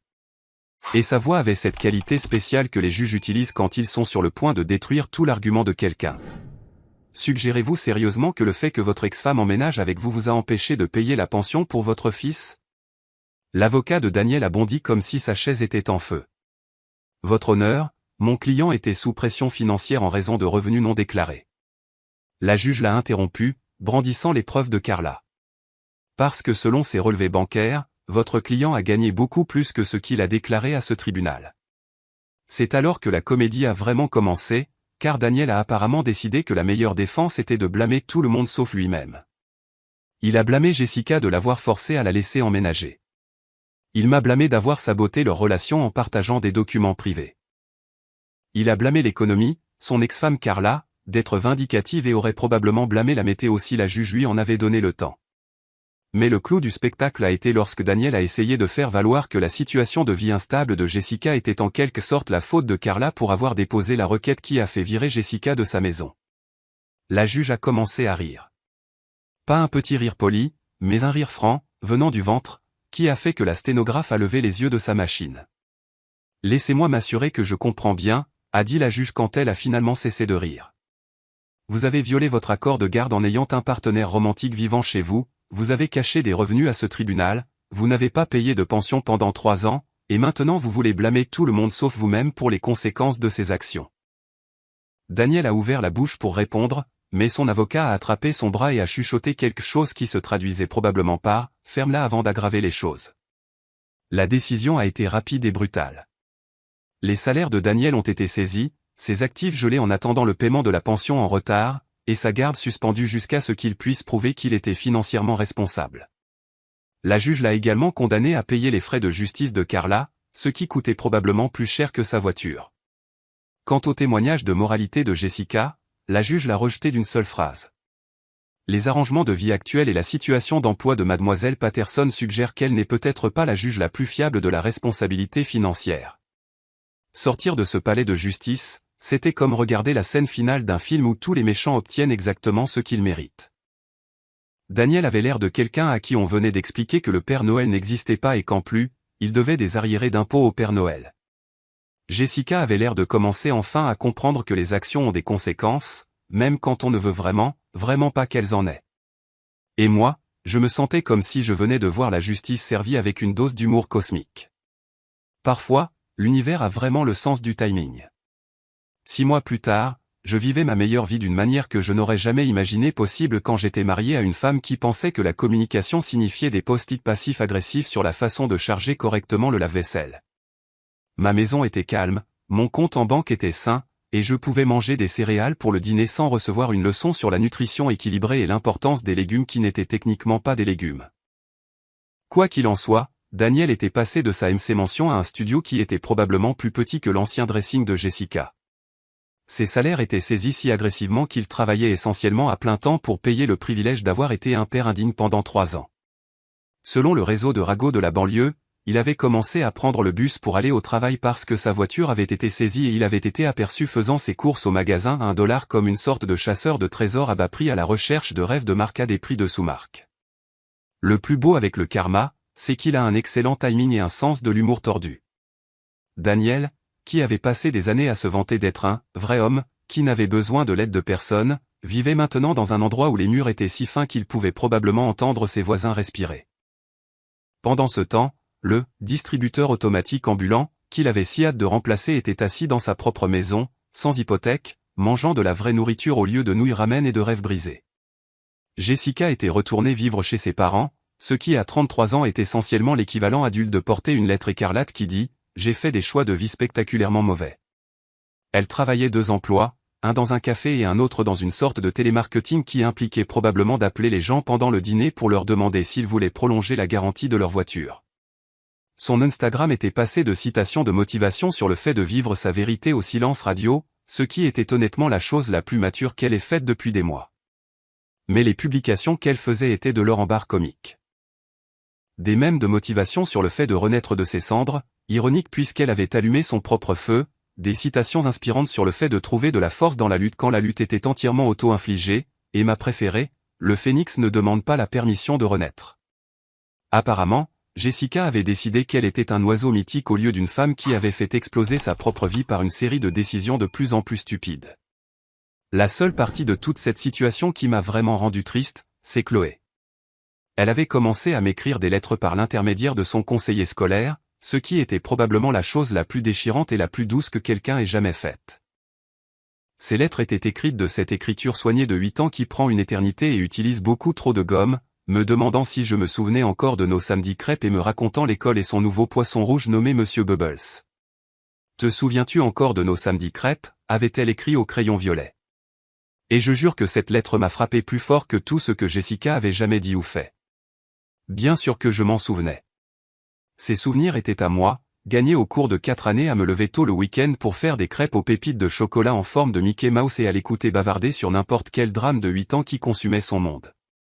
Je lui ai répondu avec soin par l'intermédiaire du conseiller, lui disant que je n'oublierais jamais nos samedis crêpes et qu'elle pouvait toujours m'écrire.